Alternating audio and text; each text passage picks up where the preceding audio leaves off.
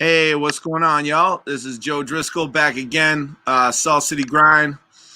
This episode, I'm here with my friend Timothy Jennings-Bey, but a lot of folks around the way know him as Noble, as he's known throughout the Syracuse community. How you doing today, sir? Good to see you. Good. Thanks for Yeah, coming on, man. yeah. I So, appreciate you having me. anytime, man, anytime. I appreciate. I've long, we got ties going back. Your wife Naja and I were best buds in high school, and we did some goofy plays together when we were little kids. Um, Yeah. and I've really enjoyed your presence, throughout the community and on Facebook. The work you've been doing. So, for those who are unfamiliar, why don't you explain to the folks what street addiction is from two aspects? First of all, from the philosophical aspect, maybe we could start with explaining the philosophy of street addiction, how that evolved, and what that is. And then afterwards, you can talk about Street Addiction, the Institute, and what you guys have been up to, and how the philosophy has become, manifested in the physical world. Okay, the theory of street addiction, I created that. And the theory highlights the fact that the streets have an addictive nature, just like cocaine, alcohol, and gambling. And people who are reared in that process are in need of respite and rehabilitation before you can mainstream them back into any traditional educational setting, career path, or a job. Unfortunately, especially for our city here in the city of Syracuse, this violent dynamic has existed since the 1970s. So if you take from the 1970s to the year 2020, there's been no break in the action. To this day, we haven't put together a strategy to create a physical place to help families and individuals deal with the grief, the loss, the depression, the mental health aspect of the violence and the trauma. You know, the homicides, the unsolved homicides. So you have thousands of people walking around our community bearing a great level of pain, which is really outside of the human spectrum. So, putting together street addiction, I just, wanted to create something to help people heal, in the process. And I'm proud to say a lot of people try to knock our city. Like they say, nothing's here and, nothing's going on in the community. But street addiction is the only theory of its kind that exists on the planet, Mm. right? So, that tells you the level of talent and genius we have here in the city of Syracuse and in Onondaga County. I just think we need to put systems in place to cultivate the talent and the genius. And then, sky's the limit. Absolutely. And you and Naja both kind of pursued this at an academic level as well, right? Like you guys took it to an educational level. Maybe talk about some of that work you guys did as well. Oh, yeah. Well, we had the article in a peer review science and behavioral research journals. So we have about 13 or 14 articles to date, and a couple of the articles and talks that I've done, in other cities that's put into book form. Mm. So the majority of that work is done at Syracuse University under the direction of Dr. Sandy Lane and Dr. Robert Rubenstein. And we have a great team there. Professor Susan Scholl, Professor Colleen Bash, Dr. Dessa Bergen-Seco. It's a whole host of people. Dean Murphy, who runs the School of Thought, giving us the opportunity to come into classrooms and to interact with students and staff about the street addiction theory and how they can advance in their professional careers by using, tenements of the theory. So when you went around and spoke to schools, are we talking? When you would reach out and speak to teachers and students, are we talking elementary school, high schools, all sorts? Well, I've had some communication with the Syracuse City School District. There's been a couple of hurdles, but that's natural to the process. Mm-hmm. But Syracuse University, mostly going there in semesters and dealing with those students and the staff. And every year we did a bus tour where we would take students from the university around the community. But one thing Dr. Lang wanted to make sure, along with me, I would put myself on the bus and community members on the bus to tell the Syracuse narrative from our perspective. Because what we didn't want to happen was you bring students here from out of town and they're of another culture. We didn't want to make it seem like they're riding through a zoo. You understand? So Right. we have to keep the human face attached to this process. Some people are not exposed to it. So I always look at things as an education process, right? All the bickering and back and forth and, these people and those people, the otherization. I think we missed the mark because there's great opportunities to educate people along the way and, create a different narrative. Yeah, absolutely. And I applaud you guys for plowing through on that narrative. So when you had these the SU these professors that we've spoken about and these students, what kind of connection was built there? They were collecting data or they were collecting information and trying to help you guys map out what was going on. Is that kind of what the relationship was? No, it was just, a learning process. It was a sharing process. Anytime you set the table for trauma, everybody is traumatized on a scale from 0 to 100. No, there's no such thing as the perfect family. So even though those students come from other places, they have a story to tell too.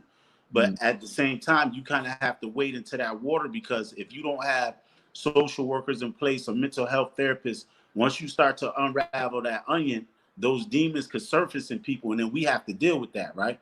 Right. So, we kind of keep the conversation at a level so it's a shared experience. And then people glean from the conversation what they will on both ends, on our end, and also the teachers and the professors and the students. And then we just continue to move the process forward. So that's kind of talking about street addiction as the the philosophy that you pioneered and all that insight you had into trauma as far as on a cerebral level. Let's talk about street addiction and the work you guys have been doing for the last 2 years in the streets and what it means for street addiction as the institute. Well, the work that we've done with street addiction, that part of the process has been with Onondaga County, the county exec Ryan McMahon, assistant county exec Ann Rooney, Damian Pratt. Those guys have really championed the cause of street addiction and here abroad and other cities. So we had the opportunity to get funding to work with families and young people coming out of the court system. And our recidivism rate, we dropped it by about 80%. Right? The standard we were held to was to make sure that the children didn't return to the criminal justice system facing the same charges, right? So we put a big dent in that, working with the children and the families. It's really, a collaborative effort. There are other organizations at the table as well. So it's not just, street addiction doing the work. There's a lot of organizations in the community doing great work as well. So what kind of what is a typical intervention look like? What kind of insight do you give these young folks that leads to the reduction in recidivism? Is it mostly just building that relationship with them and schooling them to opportunities, or what do you feel is the real secret to the reduction in recidivism? Well, first off, is building a relationship, like you said. And when you talk about addiction, I took the approach that these young people who grow up in these neighborhoods and these zip codes, 1320405, so on and so forth, they need sponsorship.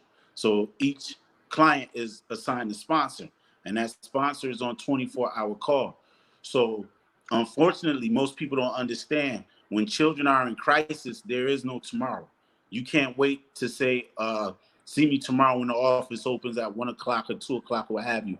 They live in the moment. They live in the now. So just being accessible and being there readily available to take on any issues that the young people may be facing, so they know that they can depend on people in the community, because a lot of our young people have trust issues when it comes to adults, as they should. I don't separate myself from adults in the community. So when I say this, I say we failed them, right? We have failed the young people in this city and this community on many different levels. And they feel that, right? They have their own peer group, they have their own language, their own style, their own mannerisms. And, as adults, we have to sit back and give them the microphone at some point so we can hear what pains them. Other than that, we'll be steady guessing because, you know, we've been young before, and, you know, young energy, it replicates rapidly. So just, you know, keeping the ear to the concrete and trying to stay ahead of the game and stay in constant communication with the young people and their families. And I really don't like that feeling, to feel like we failed the young people, because every time there's bloodshed in our city streets, I kind of take that personal, and the staff here, to figure out like what could we have done different, right? Whether they're in our program or not.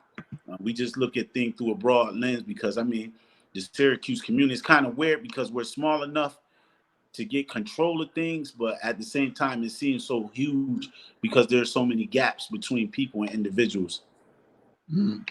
What do you mean by gaps? Like, what you feel like there's just like not communication? Is that what you mean? Yeah, the communication can be a lot better. And there's a lot of gaps in consciousness in our community. So, you know, it creates uh, individual pockets, right, of people doing their thing. And, you know, just like congratulations on your lead uh, uh, Yeah. process as well. So that's just like me coming along now and say I do lead. No, Right. Joe Driscoll does lead, right? Right. And if you want to deal with lead, you need to deal with Joe Driscoll and let him take the lead. So you Mm-hmm. have a lot of people who just, you know, up and feel like they could do anything at any given time. And, you know, that's also a frustration when it comes to the work as well. Yeah. So when you talk about the sponsors and the sponsoring program, is that all volunteer, or is that your staff? And how do you find sponsors, and you know, how do you connect them with the kids? And is it necessary that they have that kind of bond off the jump?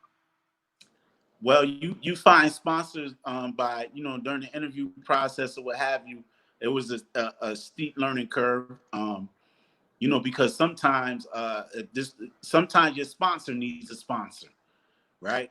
Yes. Because they come from the same environment and there's nothing in place to help them debrief about the things they've been through. That's why part of the street addiction program, I created a parallel process called street talks, right? Because in the job place, individuals who come from this dynamic and have the ambition and the passion to help, they have to be taken through a process. So when they run into an individual with a similar experience, it doesn't rear up things in them to make them feel uncomfortable to activate their trauma. Now you're traumatizing the youth more, you're traumatizing the family, and the workers being traumatized simultaneously. So, you know, that's how the sponsor process works. But like I said, it's been a steep learning curve. Yeah. Well, bless you for doing it. So, you know, I've seen you post about actually, you know, I know you and some of your team have actually gone to the scenes of homicides and interacted with the families at those scenes. You know, maybe you could talk about that experience, about, you know, what it's like to be the one to show up and try to, you know, navigate those waters of dealing with the family in that moment of trauma. You know, I know you've never shied away from walking into those scenarios. So any thoughts you have about that, you know, those experiences that you've had? Yeah, a number of years back, myself, the former chief of police, Frank Fowler, and president of the Common Council, Helen Hudson, we would go to crime scenes, and when we noticed that the young people, the victims and the perpetrators of the crime, were getting younger and younger. So we sat down and came up with a 3-tier process, which we called the trauma response team. So, you know, the first phase is, you know, of course, responding to the crime scene. Now, I have to say, I've seen over the last decade the worst that this city has to offer. It's not a pretty sight when you go to a crime scene, and I have relationships in the community. This is my 24th summer doing this work, Wow. 24 years straight. So, you know, I kind of deem myself as an expert in violence when it comes to this dynamic.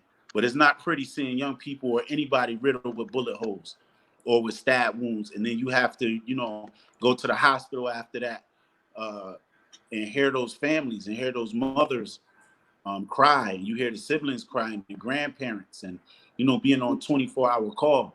So you get off work and try to lay down and get a couple of Z's, and then the phone could go off, and it's time to get back in action. And it's really heartbreaking, especially dealing with the mothers on a day-to-day. It's not normal for mothers to have to bury their babies on that level. So you have that's why Mothers Against Gun Violence is so necessary, because those women in the community need those supports day in and day out. And I just don't feel like that, enough attention is given to the mothers and those families who lost young people, right? So they need their own facility as well to deal with those issues, because women grieve different, men grieve different, and especially mothers, they carry us. Like, everything in this reality we deal with can be applauded because of women. Everybody was born, right? And that's a pain you can't speak to when a mother loses a child. So that's really the tough part of the work, and it's not natural for me and the people who I work with to know over 150 people that's been murdered, right? That's not a natural part of the process, and there's nowhere for us to go, right? As frontline workers, right? So I just think the community is kind of behind on that. I don't really know why. I often think about that from time to time, but it's not a pressing issue at this point. And do you have other cities that you're looking to that have these kind of institutes that you've observed? Are there other cities that have this kind of program, or would this be this kind of, because I think one of the questions I was going to ask you was about, I've seen you online advocating for a facility to deal with trauma, deal with grief, deal with depression, and hoping for a centralized center. Are there ones that you're looking at that already exist that we could model it after if we were to do that in Onondaga County and in Syracuse? No, that's the thing. We the Salt City.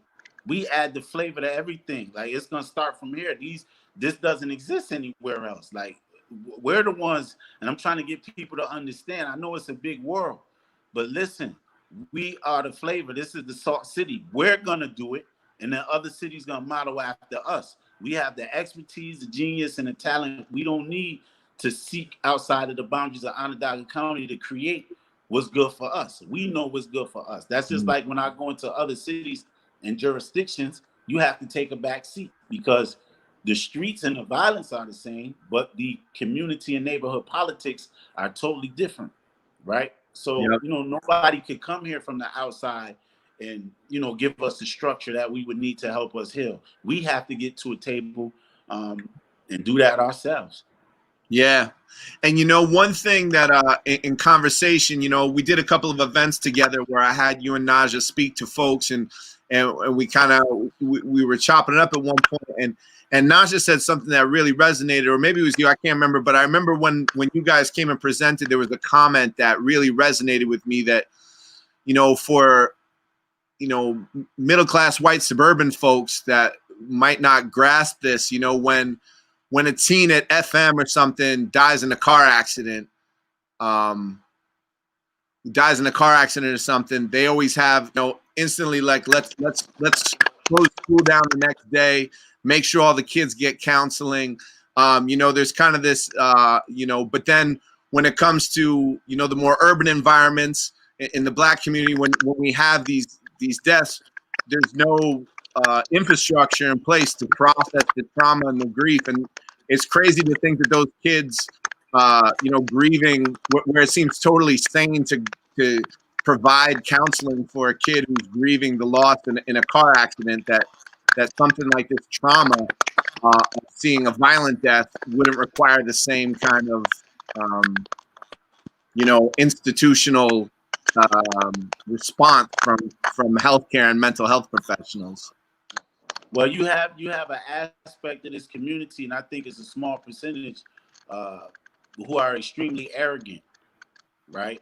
Once again, not taken lightly. This being my 24th summer, don't pretend like you understand the experience, because you don't, right? So that was me who made the comment about when there's a car accident out, and really that's an example of how a community should function. Because in reality, school and community it should be one reality. Not here. It's the school district, and then it's the community, right? And then that's a problem. There's been steps made to, change that narrative, but we know you don't turn the ocean line boat around with one spin in the wheel. Right. So, those young people, they feel that when they go to school. Like, we feel it in the community. And the problem is there's no relationship there to create that infrastructure that you speak about. Because, some people take the stance that, and they act like they know, but they have no idea. So how many folks do you currently have on staff with street addiction? We got about 8 people. About 8 people on staff, steady rotation. Okay. And then, like I said, we're always on call. Right. And do you have volunteer? So you have volunteer sponsors outside of your staff, correct? Or are the sponsors mostly the staff? Yeah, the sponsors are mostly the staff. Okay. With the trauma work, if we go into a particular neighborhood, we decide to hand out, free hot dogs, hamburgers, fried turkey, apple cider, lemonade. There's always people ready and available to help us, with that process going into the communities and Right. what have you, which is a blessing. Right. Because at the end of the day, that's it's a lot of work setting up and breaking down, so on and so forth. Yep. That's that the dunk tank for y'all. Yeah. So maybe we could talk about, recently we've had, things have been hot as far as violence in the Syracuse community since, things quieted down when COVID first hit and there was the shutdown. I think things got a little quiet because, people were staying inside and stuff. But it seems like there's kind of been a helix where it was quiet for a while and now it's just going really intense the last few weeks. Any thoughts about, what's going on, what's behind it, how we adapt better, any thoughts about the current rise in violence and what's going on and how we deal? But that's the thing, Joe, is never quiet, Mm-hmm. right? That's just the surface, but there's always something going on behind the scenes, and there will always be until you afford people the opportunity to heal. You have a lot of young people in our community who don't necessarily have the tools to walk through that healing process, right? There's a lot of emotions involved in that. And hurt people want to hurt people. I know it sounds like the old cliche, but that's the reality. And when you're dealing with the street level, it's kind of like the Hatfields and the McCoys. You hurt one of mine, I'm going to hurt 2 of yours. And then it creates that back and forth.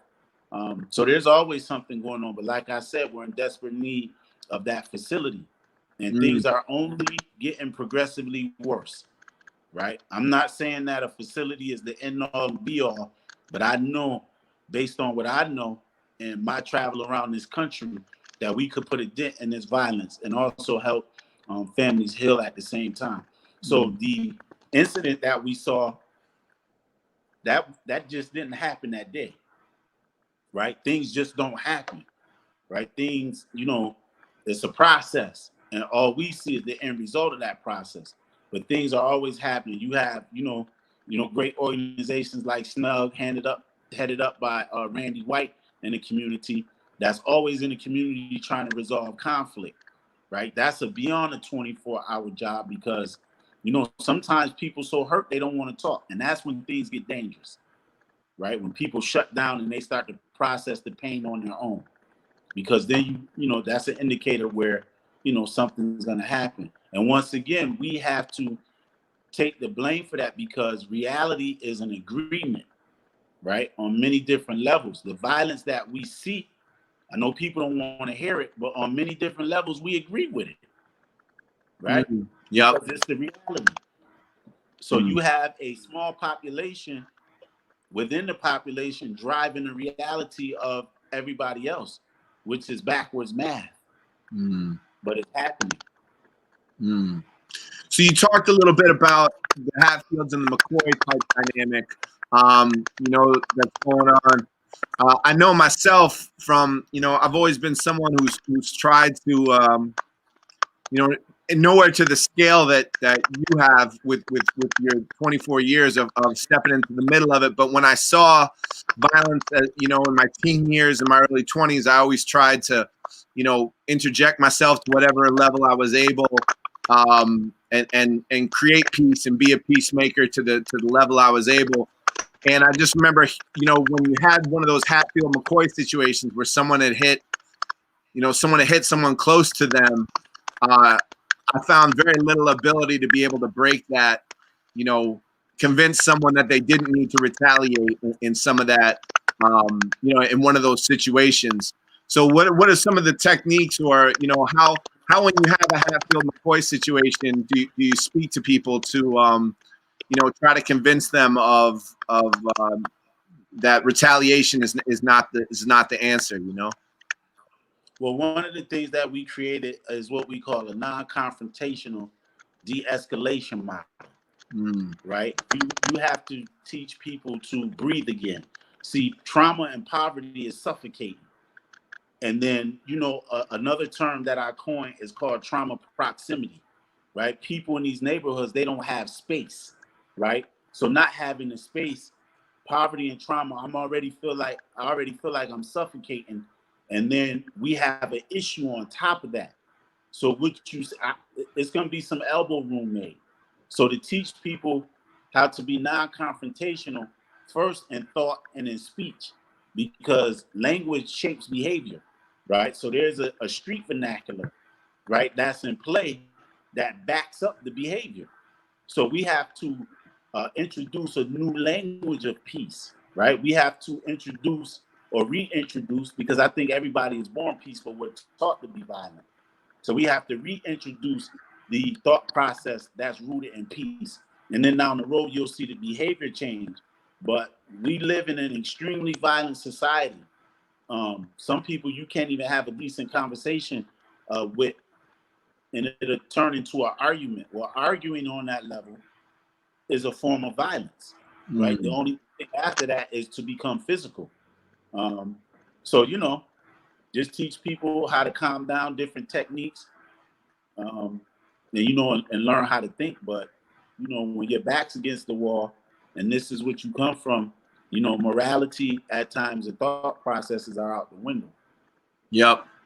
No, it's very, very relevant insight. So a lot of times on the show, I put it out to social media and ask people questions. So these are some of the questions that came in. One was, what are your thoughts about police in the schools, the current situation where, a lot of people are saying they don't want SROs in the school.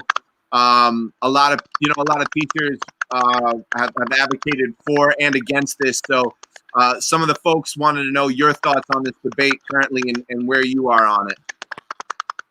I think oh, we lost you for a second.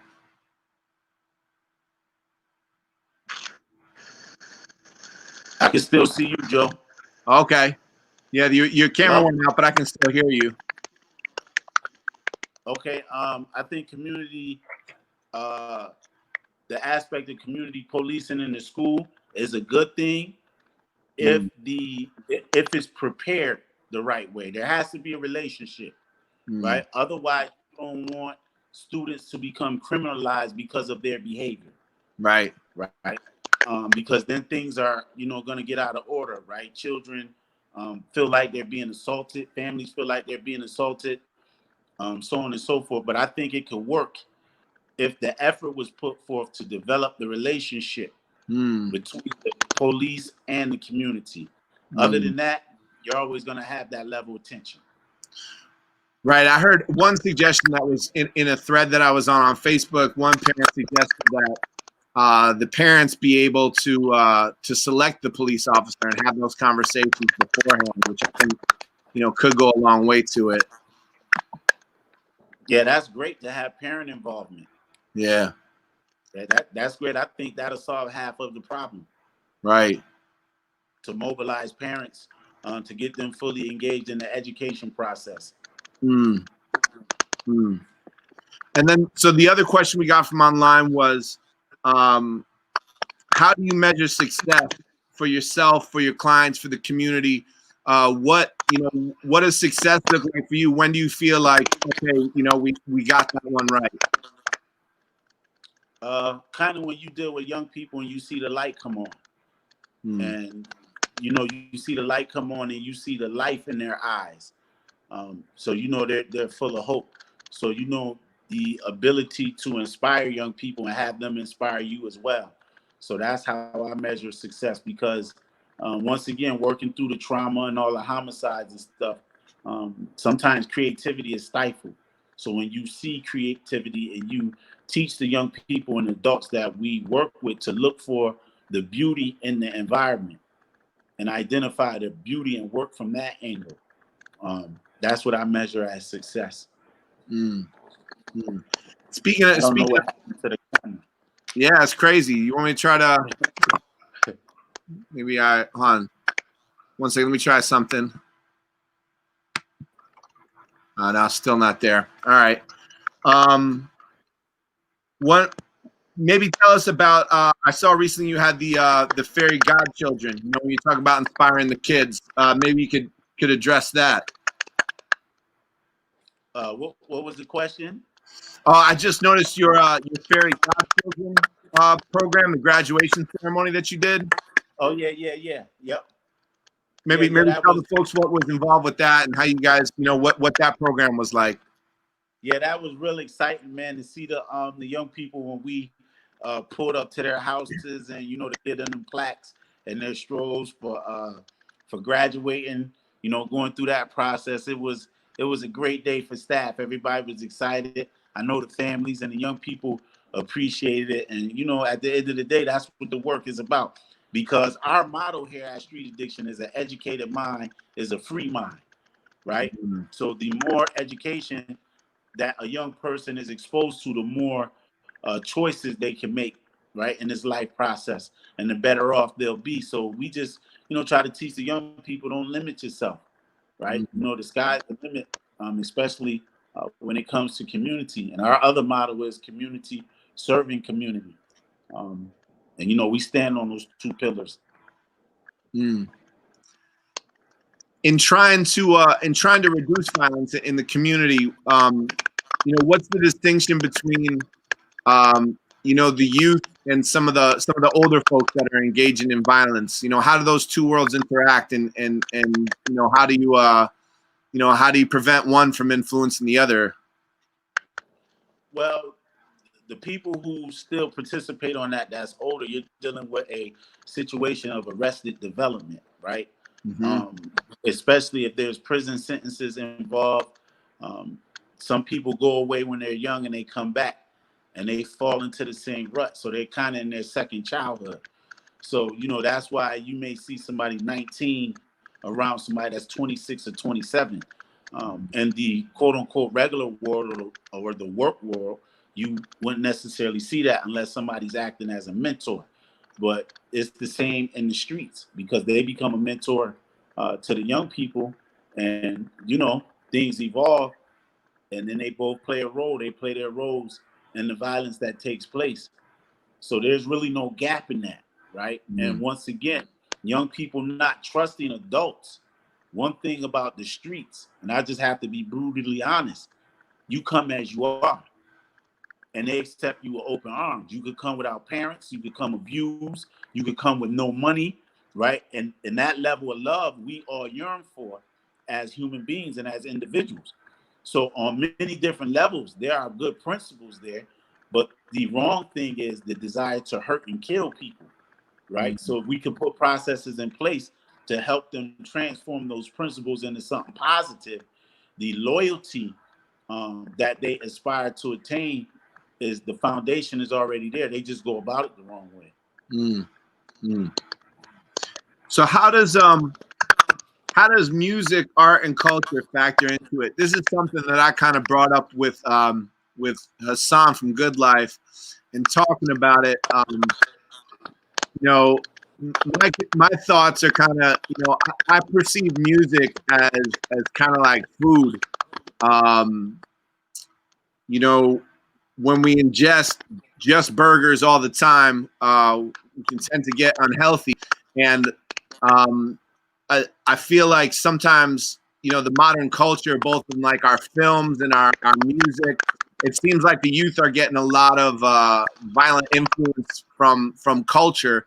But also, culture, as you and I both know, we both big fans of music and express ourselves through creativity and poetry, can be that savior throughout it too. So how do you balance that dynamic, and what are your thoughts about how music and art and culture factor into everything that's going on? Do you feel it has the potential to negatively influence people, or or in the other aspect to be a savior to people, to be a lifeline?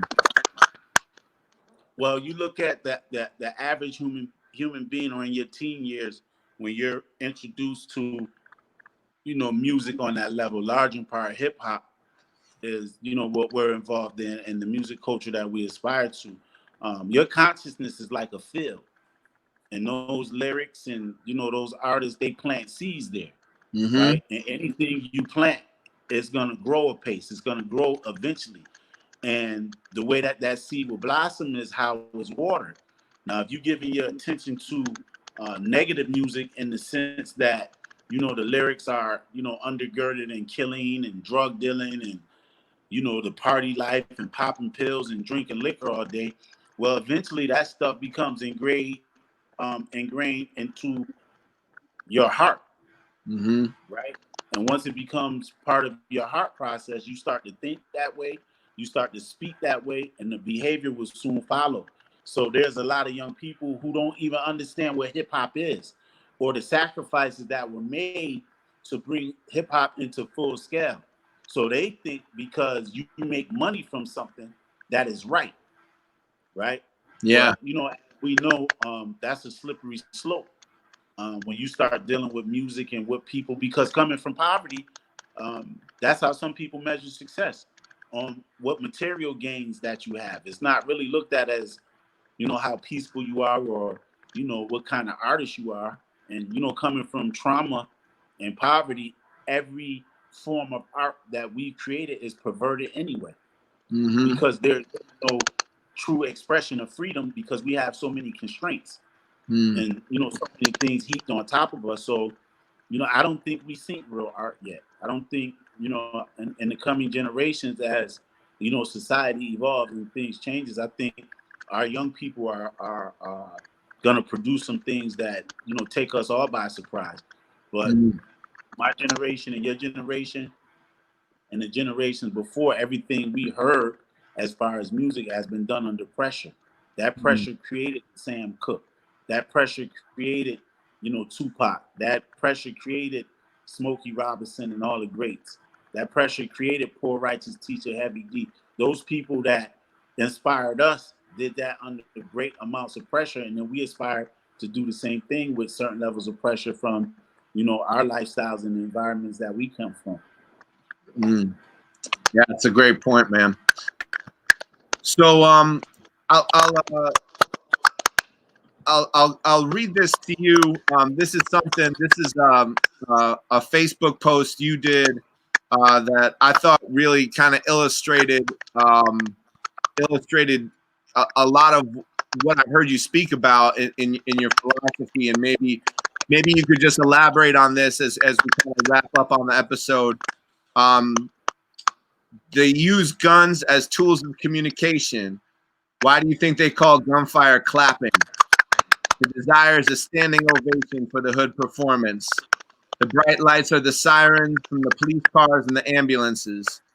Thousands of young people playing out roles that they invented for themselves. Hollywood is a booming business. Auditions are daily. They made killing an art form. You get the pics free every time you leave the funeral with the obituary. Um, I just thought that was such a brilliant illustration of some of the work that you and Naja have done, just really summing it up. So I don't know if you care to elaborate on that and kind of tell people what your intent was in writing that. Well, the intent was to show the dynamic of the corner in the neighborhoods, like Hollywood. people aspire to be famous, and there are auditions every day. We have a lot of young people who lose their identity. They are taught better, right? You come into some of the household, hardworking parents, grandparents, but when they come out into the community, there aren't enough institutions in place that reinforce the language that they hear in the households, right? So um, the streets become more important. Like, how can the big homie, quote unquote, be more important than your dad? You know what I mean? So young people lose themselves in this dynamic. Um, those sirens, the ambulance, like I said, and police, those are the bright lights. And anytime you've been on stage, you're a performer. Those lights get hot up on that stage. Yes, sir. Yeah, so if you sign up for this street dynamic, understand what you're signing up for. It's not going to end well, right? The relationships are spaghetti noodle relationships. Anything could snap them at any given moment, right? And the art I talked about are the pictures. Those are still shots, moments in time that we walk away with those obituaries, right? And you look into the eyes of those people that you have relationships on those obituaries, and I always wonder what if or what went wrong. The desire is to see people reach their full human potential, or to become more than human, where we become godlike in our treatment and our love for one another. But the streets are full of hate. I mean, people on that level, they're out of order. Divine order is expression of love. When it's internalized and there's no love attached to that, the impression of it is hate.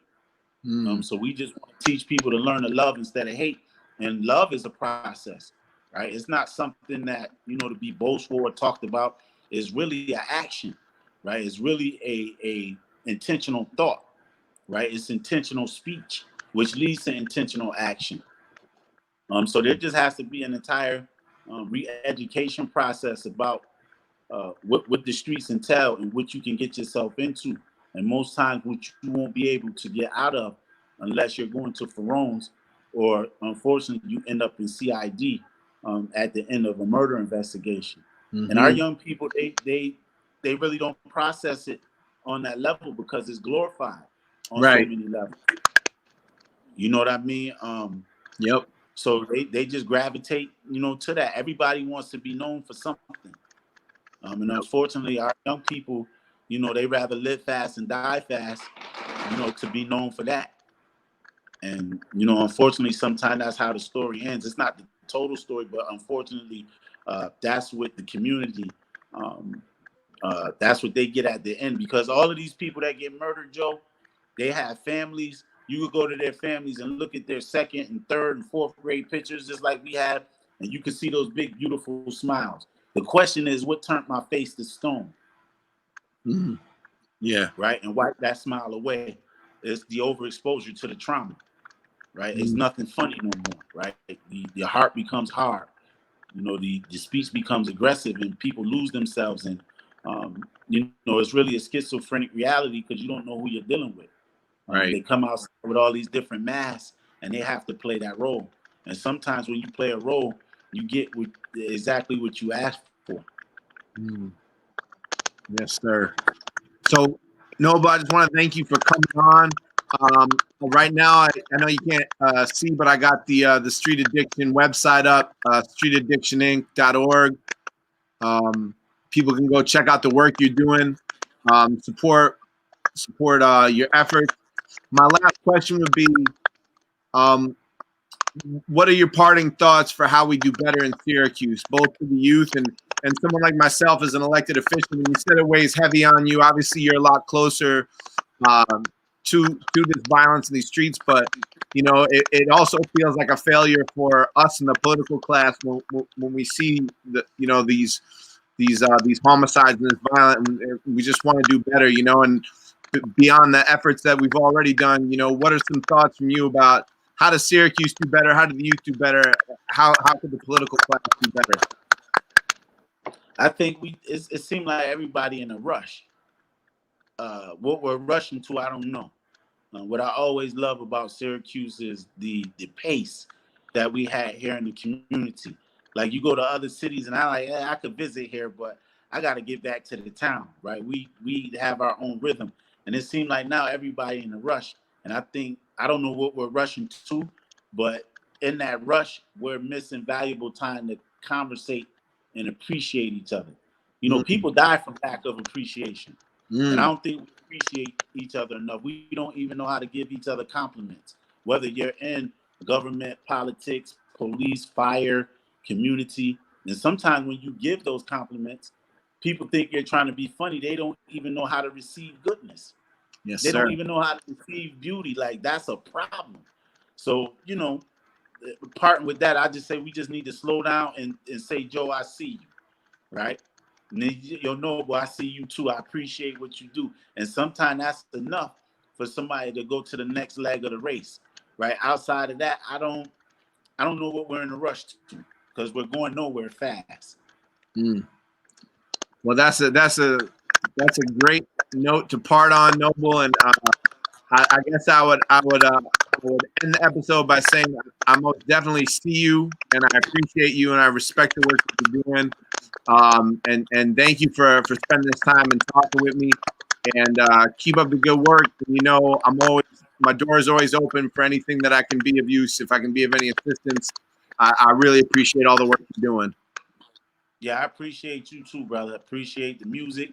Appreciate who you are. Appreciate, you know, our relationship over the years. And, you know, we got to catch up after this COVID thing because I'm still dancing in my room. You heard? We still need that track, bro. We still need a track. Right. I love it. All right, Noble, bless up, man. Let's we got a deal that when this is all over, when COVID wraps up and we can meet in the flesh, we gotta make it happen. Okay. I appreciate it. All right, Noble. Take care, brother. Peace out. Yep, you too. Peace and love. Peace and love.